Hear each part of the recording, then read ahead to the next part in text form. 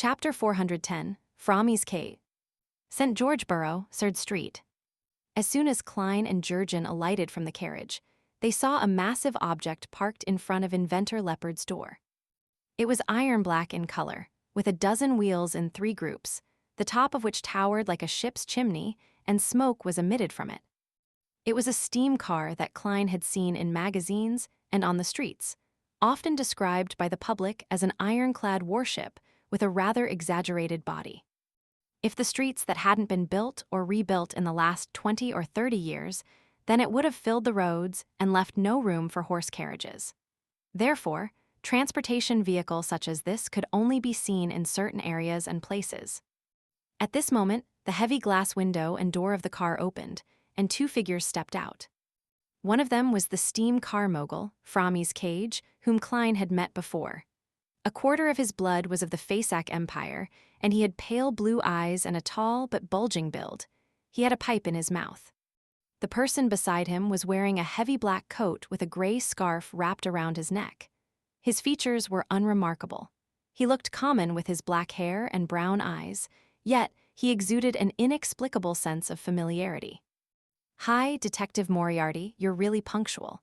This is my lawyer and partner, Pashiko Duane." While they conversed, 2 burly men got out of the steam-powered car. They were obviously Framis's bodyguards. How unprofessional. Shouldn't they come down first and then open the door for their boss? Klein grunted, smiled in greeting, and introduced his lawyer, Jurgen.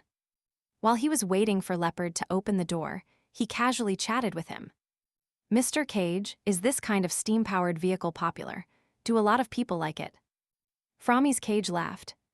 "Those who think that they're decent say that it's too barbaric and crude, and ordinary people can't afford it. Only I, an enthusiast of such machinery and steam, would be willing to buy it." "It's mainly because many streets are too narrow," Klein said in consolation. Framis Cage was the investor he found, and he had little to do with Leopard.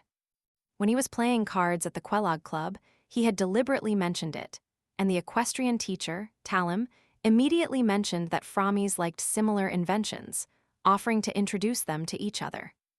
This made Klein sigh with emotion.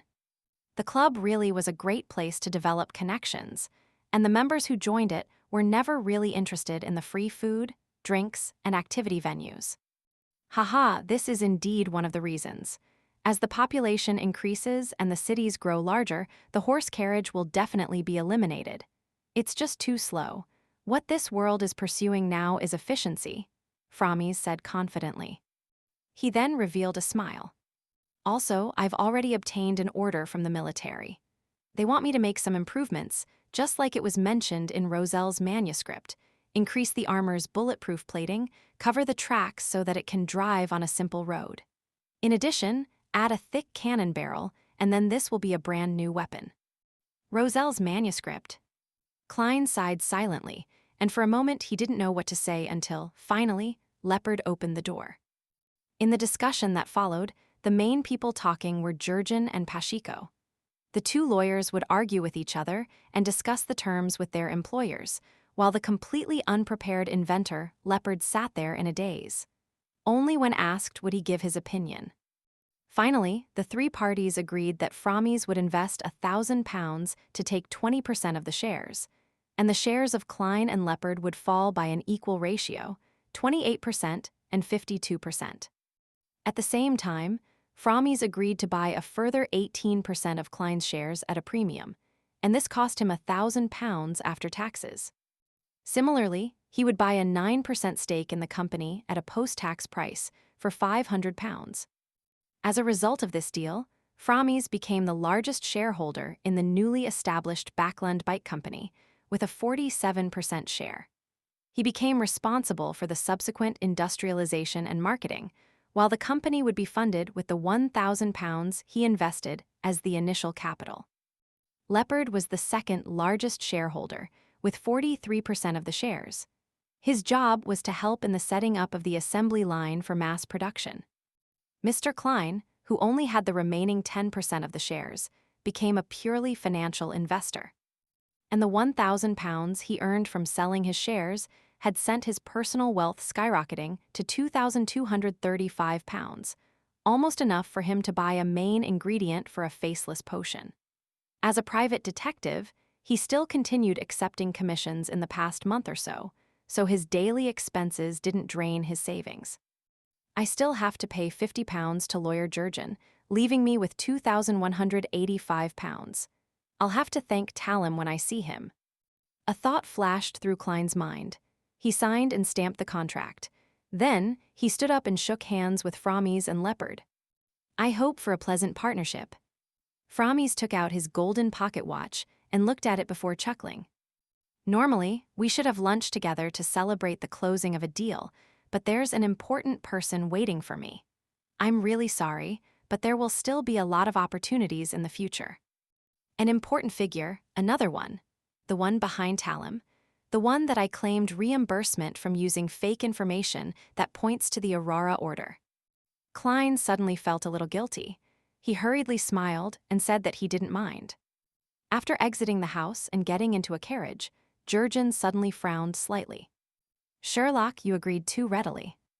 Why do you say that? Klein asked curiously. He didn't even know what Jurgen was talking about. Jurgen said rather seriously, when we were talking about the transfer of shares.